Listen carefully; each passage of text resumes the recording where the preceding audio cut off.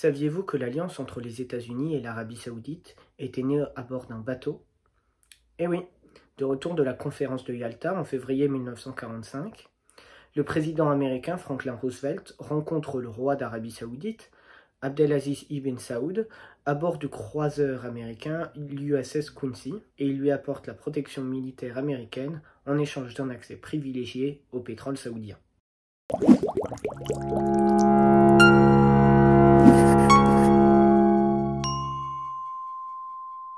Bienvenue sur le 9e épisode de l'histoire de A à Z. Aujourd'hui, retour en Asie avec l'Arabie Saoudite. Avec seulement 35 millions d'habitants, c'est pourtant le 12e pays le plus étendu du monde. Elle possède des frontières avec le Qatar, les Émirats arabes unis, Oman, le Yémen, la Jordanie, l'Irak et le Koweït, et un pont la relie à l'île de Bahreïn. Elle est bordée par la mer Rouge à l'ouest et par le golfe Persique à l'est. On peut schématiquement diviser l'Arabie Saoudite en 3 régions. Le Hejaz à l'ouest, montagneux sur la côte de la mer Rouge, contient environ 35% de la population, avec les métropoles de Djeddah, La Mecque et Médine. Le Nejd, un plateau central couvert de déserts de pierre, contient environ 30% de la population, essentiellement autour de la capitale, Riyad. Et l'Est, où se trouvent les immenses déserts de sable, ainsi que le pétrole, sur les côtes du golfe Persique, contient environ 15% de la population. Mais seulement 60% de la population saoudienne possède la nationalité. En effet, 40% sont des immigrés, principalement des Indiens, des Pakistanais et des Indonésiens, qui viennent remplir les emplois que les Saoudiens ne veulent pas réaliser eux-mêmes. Les ancêtres des Arabes sont arrivés dans la région entre le 3e et le 2e millénaire avant Jésus-Christ, venant de la vallée de l'Indus et de Mésopotamie. Cependant, l'Arabie ne contenant aucune rivière, elle est très inhospitalière et peu de peuples s'y installent. Les Grecs et les Romains la divisent en 3. Au sud, dans la région de Lassir et au Yémen actuel, l'Arabie heureuse est irriguée grâce au barrage de Marib, le premier barrage au monde, ce qui permet le développement de l'agriculture. Au nord, l'Arabie pétrée est sous contrôle romain à partir du 1er siècle, l'équivalent de la Jordanie actuelle, et son centre est habité par les Arabes de la Tente, en grec les Sarakenoïs, qui a donné le nom de Sarrasins. Selon les historiens grecs, ils se déplaçaient à dromadaire et chassaient notamment l'oryx. Mais l'archéologie et les recherches modernes nous indiquent qu'il s'agissait majoritairement de sédentaires qui vivaient dans des clans, souvent endogames, ils se mariaient au sein de leur propre famille, avec à leur tête un chef qui était nommé par consensus. Les femmes étaient réduites à un statut d'objet, souvent esclaves ou dans des mariages polygames. La pratique du riba était également courante, il s'agissait de prêts, dont l'emprunteur devenait l'esclave du prêteur en cas de défaut de paiement, ce qui a conduit quelques siècles plus tard à la prohibition du versement d'intérêts dans le Coran. Le Coran appelle cette période pré-islamique Jahiliya, littéralement l'ignorance, qui était marquée selon lui par le polythéisme. La Mecque, grâce à la Kaaba, qui était une pierre sainte dès l'Antiquité, est un centre de pèlerinage païen important, autour de 3 divinités principales, Uzza, la déesse de la fertilité, Allat, la déesse de la fécondité, et Mana, la déesse du destin. Cependant, il semblerait que la majorité des Arabes aient été chrétiens ou juifs.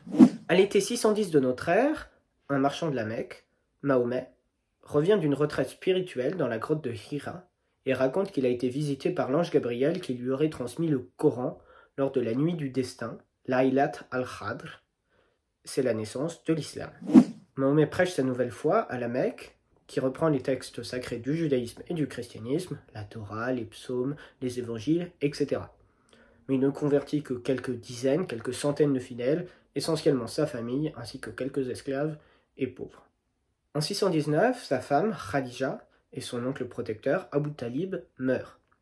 Mahomet se sent alors en danger, et il est invité par des marchands de Yathrib, convertis à l'islam, à se réfugier dans leur ville, une oasis située 400 km au nord de la Mecque. Les Muhajiroun, littéralement immigrés, les premiers musulmans, partent avec Mahomet le 15-16 juillet 622 de la Mecque pour Yathrib, et c'est ce qu'on appelle l'Hégire, qui marque le début du calendrier musulman. Yathrib est très vite renommée Médine, littéralement la ville du prophète. Mahomet rédige la constitution de Médine, qui garantissait notamment la liberté de religion aux 3 tribus juives de la ville, déclarant la cité haram, comme la Mecque, c'est-à-dire qu'elle est sacrée et qu'aucune violence n'y est autorisée. La constitution de Médine fonde l'Oumma, c'est-à-dire la communauté des croyants, basée sur la foi et non pas sur l'origine, ou sur leurs tribus. Le fait que Mahomet ait été un leader politique et militaire, non seulement un prophète comme Jésus, a rendu l'islam très différente des autres religions, puisqu'il possède un corpus politique. En 623, les Médinois, qui s'enrichissaient en attaquant les caravanes sur la route de Jérusalem à la Mecque, arrivent à vaincre une armée venue de la Mecque protégeant une caravane lors de la bataille de Badr. 4 ans plus tard, à la bataille de la Tranchée, Mahomet réussit encore à résister à une armée mécoise de 10 000 hommes. Après avoir déjà exclu les tribus juives des Banu Haïnouka, en prétextant qu'un juif avait violé une musulmane, et des Banu Nadir, qui auraient voulu l'assassiner, il profite de la trahison des Banu Khurayza à l'occasion de la bataille de la Tranchée, pour en faire exécuter tous les hommes et réduire en esclavage toutes les femmes. C'était la fin de la présence juive à Médine. En 630, Mahomet conquiert la Mecque, puis une bonne partie de l'Arabie, avant de mourir le 8 juin 632. Pour certains, les chiites, il aurait désigné son cousin Ali comme successeur. Mais d'autres, les sunnites, rejettent l'idée d'une dynastie et ils parviennent à faire élire le premier calife, littéralement successeur, Abu Bakr, un compagnon de Mahomet. 2 ans plus tard, Omar devient le deuxième calife. Il interdit la taxation sur le commerce, qui existe toujours dans l'islam, et les califes envoient un général, Khalid ibn al-Walid, conquérir le nord, Damas en 634, Jérusalem en 637, puis la Perse et l'Égypte, répandant l'islam très vite dans la région. En 636, Ali, le cousin de Mahomet, devient enfin calife.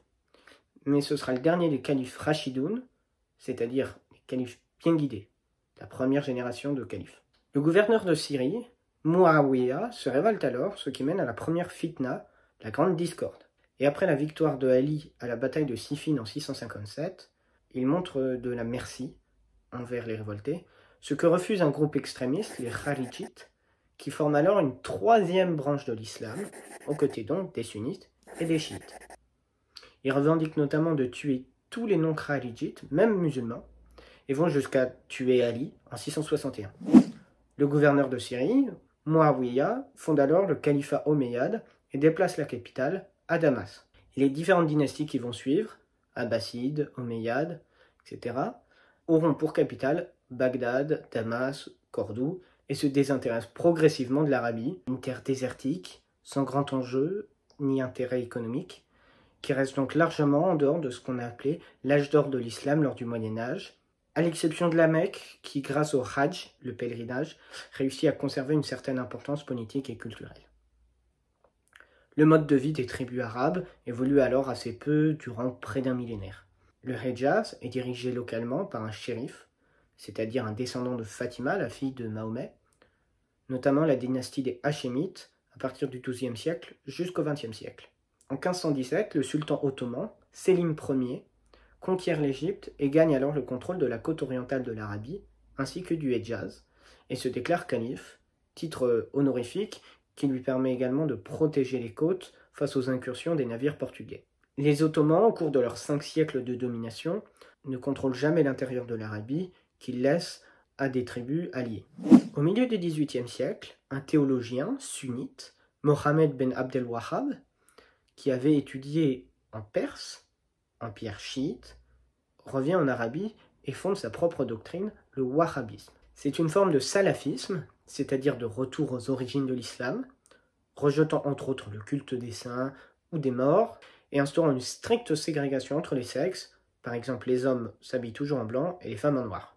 Abdel Wahhab reprend les 5 piliers de l'islam sunnite, c'est-à-dire la shahada, la profession de foi, la salat, les 5 prières quotidiennes, la zakat, l'aumône, le saoum, le jeûne lors du mois du ramadan, et le hajj, le pèlerinage à la Mecque. Mais il y ajoute également des éléments chiites, dits auxiliaires de foi, comme le djihad, la lutte armée, le khams, un impôt de 20% sur toutes les productions, une ordonnance de biens, ainsi que l'alliance et des aveux, c'est-à-dire l'interdiction d'être ami ou compagnon ou allié avec un non-musulman. Abdel Wahhab s'allie en 1744 avec Mohammed ibn Saoud, l'émir de Daria, une petite ville au milieu du Nejd, dans le désert, aujourd'hui un faubourg de la capitale, Riyad. Leur alliance politico-religieuse leur permet très vite d'étendre leur territoire et de fonder le premier État saoudien, qui tire donc son nom de la famille Saoud. Abdelaziz, fils de Ibn Saoud, conquièrent toute la péninsule, mais en 1818, les Ottomans, menés par Ibrahim Pacha, anéantissent cet État. Cependant, il ressurgit 6 ans plus tard, avec l'émirat du Nejd, mais qui est détruit en 1891. La famille Saoud se réfugie au Koweït, puis l'héritier, Ibn Saoud, celui dont j'ai parlé en début de vidéo, reprend Riyad en 1902, fondant le 3e État saoudien. Il profite de la grande révolte arabe de 1916-1918, soutenue par les Anglais et contre les Ottomans, pour conquérir le Hedjaz qui était affaibli. Et les Anglais le reconnaissent comme roi du Hedjaz par le traité de Djeddah en 1927. Les éléments religieux wahhabites refusent cette alliance avec les Occidentaux et se révoltent. Les guerres civiles vont se terminer en 1932 et l'Arabie saoudite est unifiée et Ibn Saoud devient roi. Mais il doit faire d'énormes concessions aux religieux et il interdit complètement le mode de vie occidental. Pour assurer sa descendance et sa domination, il eut 45 enfants avec 22 femmes. Et aujourd'hui, la famille royale saoudienne compte environ 20 000 membres qui dominent absolument tous les secteurs de l'économie, de la politique, de l'armée, etc. En 1938, le destin de l'Arabie est complètement bouleversé avec la découverte du pétrole, qui va mener à l'alliance avec les Américains 7 ans plus tard, qui va permettre également de consolider l'emprise des Saouds. La guerre froide va mener à une importante rivalité au sein du monde arabe entre l'Arabie, traditionnaliste, ultra-religieuse et pro-américaine, et l'Égypte de Nasser, pour l'Union des Arabes, plus séculaire, laïque et soutenue par l'Union soviétique. Mais la puissance saoudienne n'émergera réellement qu'après l'explosion des prix du pétrole, après le choc de 1973. L'Arabie saoudite est aujourd'hui le premier exportateur mondial de pétrole, deuxième producteur après les États-Unis, et la compagnie publique d'hydrocarbures, Saudi Aramco, compte pour plus de 40% du PIB national, et c'est d'ailleurs l'entreprise à la plus forte valeur au monde, devant Microsoft. L'Arabie saoudite possède encore un autre atout géopolitique majeur, le Hajj, le pèlerinage à la Mecque, qui attire aujourd'hui plus de 2,5 millions de musulmans du monde entier chaque année, atteignant même plus de 3 millions en 2012. Mais c'est un pèlerinage assez rarement calme. En 1979, des terroristes se sont emparés de la grande mosquée de la Mecque, alors que la ville est haram et qu'il est interdit d'y porter des armes. 50 000 fidèles se trouvaient dans la mosquée, 130 ont été faits otages, et les terroristes ont occupé la mosquée pendant plus de 15 jours, jusqu'à l'intervention des forces conjointes françaises et saoudiennes. Mais plus récemment, en 2015, un mouvement de foule a fait entre 700 et 2300 morts selon les estimations. Voilà, j'espère que ça vous a plu. Rendez-vous dans la prochaine vidéo sur un premier pays d'Amérique latine, l'Argentine. On parlera de coups d'État, de populisme, puis de nouveau de coups d'État et encore de populisme.